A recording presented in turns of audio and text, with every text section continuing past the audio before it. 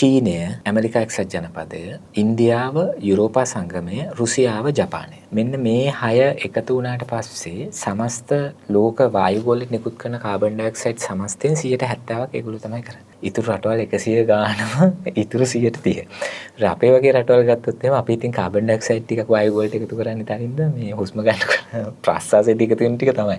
ඒ අරින්න අපි carbon dioxide නිකුත් කරන්නේ නැහැ. අපි වග කිව යුතු නෑ මේකට. දැන් ලංකාව ගත්තොත් ලංකාව වග කිව යුතු නෑ මේ විනාශයට. මේකට වග කිව යුතුයි චීනය, ඇමරිකා එක්සත් ජනපදය, ජපානය, ඉන්දියාව වගේ රටවල්. නමුත් ඔබ කිව්වට දැන් ඇමරිකා එක්සත් ජනපදයේ ආධාරත් සැපයුවා නේද මේ සඳහා අපිට? ලොකු මුදලක් ලබා දුන්නා. ආධාර නෙමෙයි දැනට එක්සත් ජාතීන්ගේ දේශගුණ විපර්යාස පිළිබඳ සමුළුවේදී අප්‍රිකාවේ, ලතින් ඇමරිකාවේ සහ ආසියාවේ රටවල් උද්ඝෝෂණය කරමින් ඉන්නේ මෙවැනි ව්‍යසනයක් වුණාම අපිට වන්දි ගෙවන්න කියලා.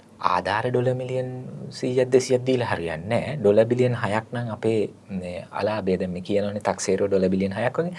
ඩොලර් බිලියන් 6 වන්දියක් ලෙස අපිට ඕනේ.